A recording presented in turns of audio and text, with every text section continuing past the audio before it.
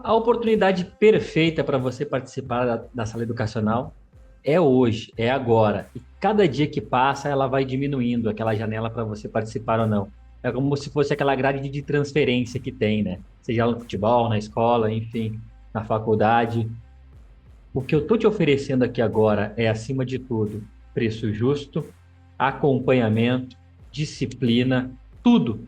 Estou te oferecendo o que ninguém oferece. É pegar na tua mão e te mostrar que dá para fazer do mercado a sua principal ocupação. Não estou te vendendo ilusão e nem fórmula mágica. Estou te mostrando que a disciplina ela vai te levar para lugares que você nunca imaginou que você iria acessar. Eu fiz a minha parte, montei um bom treinamento, preço justo e bônus exclusivos para o mês de outubro. A última imersão do ano. Agora você tem que fazer a sua parte. Ou vai continuar aí fazendo, se repetindo, repetindo os mesmos erros, para no final do ano chegar e parar e pensar: é, realmente, passou 12 meses e eu não progredi. Tá com você.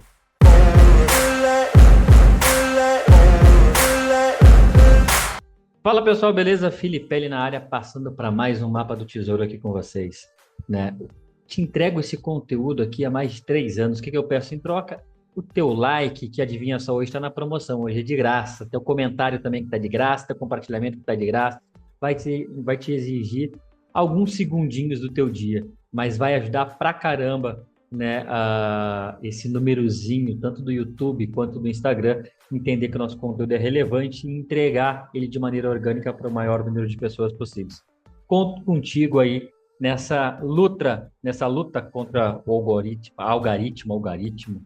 sei lá eu como é que fala, vamos lá do que eu entendo que é leitura gráfica, né? Ontem até postei para vocês aí o meu estudo para a semana, comentei para vocês que a gente tinha um dólar pesado, né?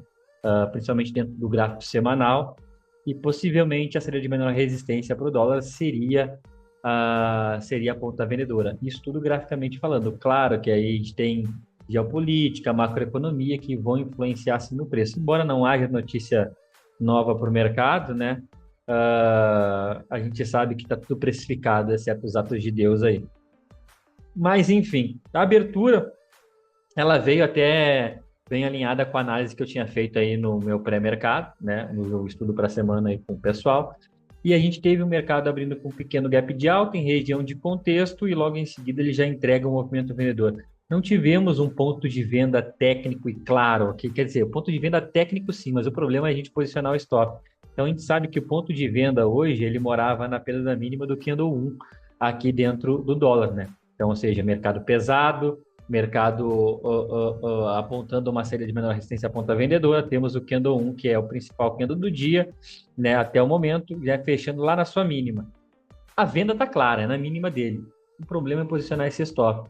Se você não colocou um stop financeiro, não teve como pegar essa venda. E depois que ele vem e perde a potencial região de suporte, que é a mínima do dia anterior, é que ele não formaliza um pullback para a gente de novo. Outro ponto de venda técnico que nós temos seria a mínima do candle 2. E o stop está onde? Então, tão importante quanto você achar um ponto certo para entrar em uma operação, você posicionar o seu stop é tão importante quanto, tá? Porque não é difícil da gente observar aí operadores que realizam bons pontos de entrada e posicionam mal seus stops e são estopados a favor da leitura do movimento. Então, toda essa queda aqui, na minha opinião, ficou bem difícil de pegar. Se você não tem um setup específico para abertura, aí realmente não aconteceu.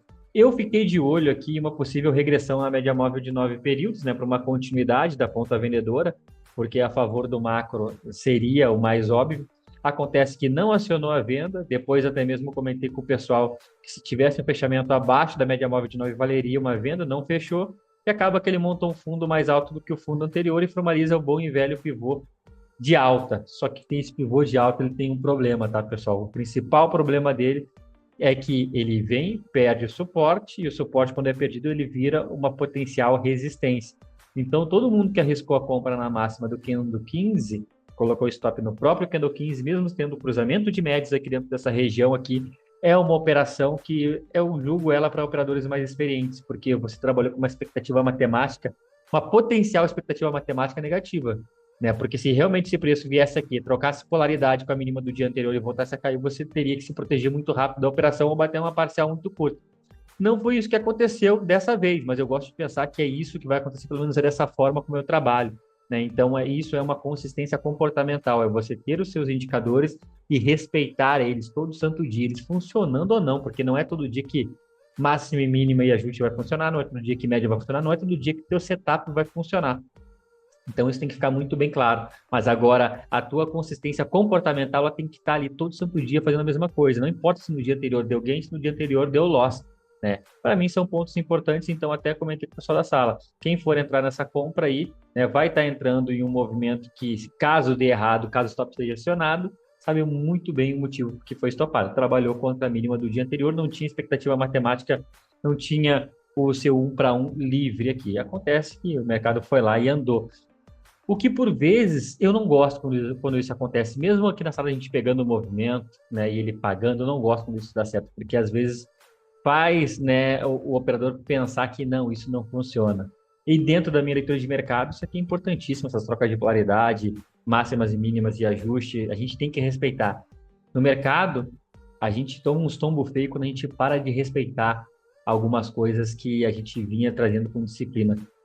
A gente fica com aquela sensação de invencibilidade, principalmente quando a gente vem performando bem, né? A gente esquece algumas regras básicas e a gente toma o stop na mesma proporção que a gente se sente invencível. A gente para e pensa, não, o dia que eu mais estava alavancado foi o dia que o mercado nada funcionou para mim e foi o dia que eu tomei o maior stop da minha vida. Não, que você estava se achando invencível e que quis bater de frente com o mercado. Isso nunca é uma boa ideia. Tá bom? Então, beleza, tivemos aí a compra aqui contra essa região de troca de polaridade, foi lá e milimetricamente respeitou o ajuste, reancorou na média móvel de 9 e aqui tivemos alguns pontos de entrada. Esse candle 21, ele marca agora o que era a resistência para ser um suporte e a compra acima da sua máxima seria interessante, tentando antecipar o rompimento do ajuste aqui, né?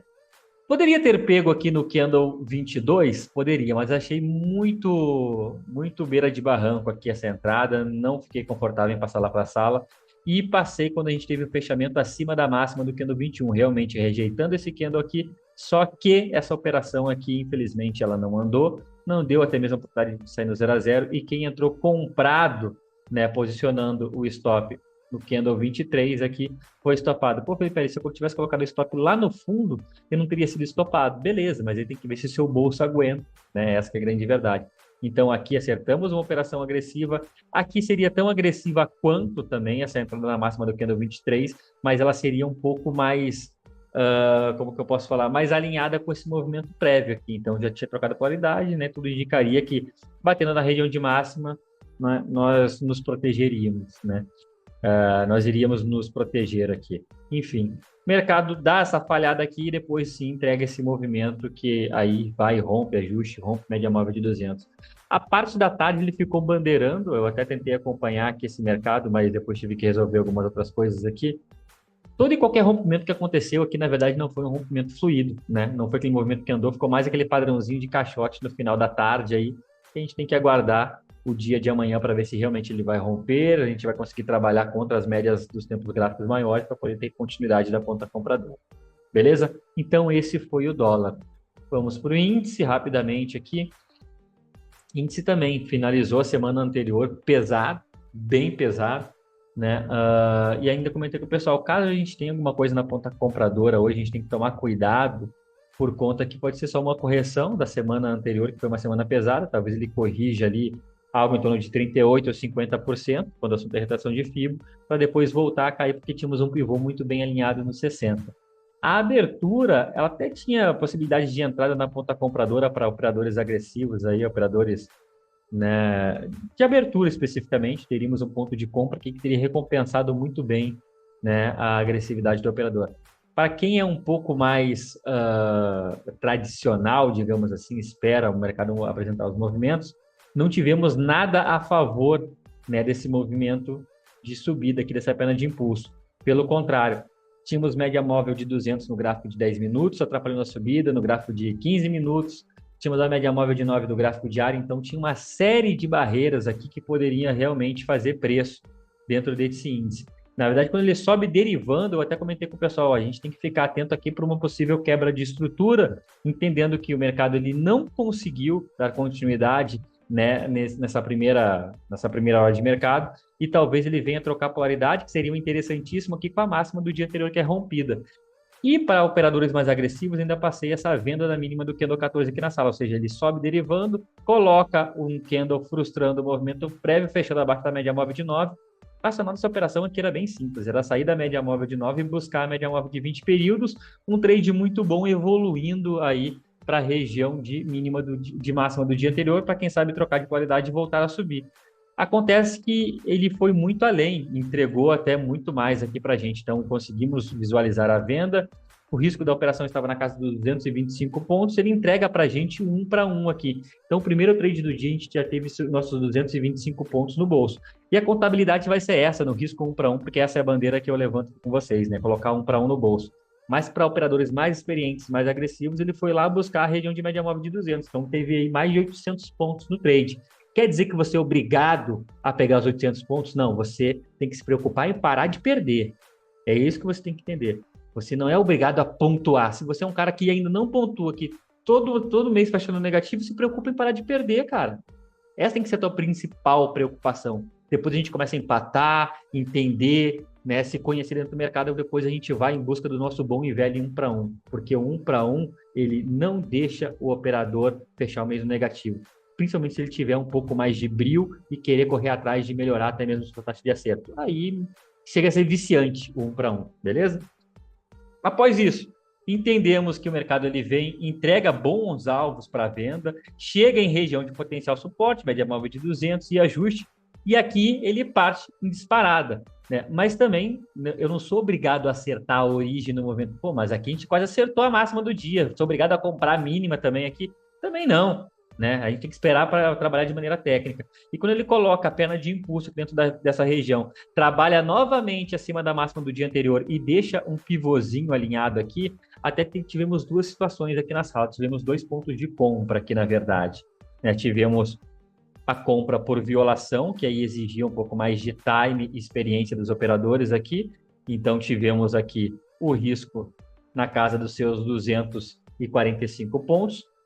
A compra que só tinha um objetivo, tentar antecipar aquela briga que teve no começo do dia lá, que até mesmo ele marcou a máxima do dia. Então, quem entrou na violação aqui, ainda falei para o pessoal, o bom é que 1 para 1 está livre antes do rompimento da máxima. Ótimo para a gente.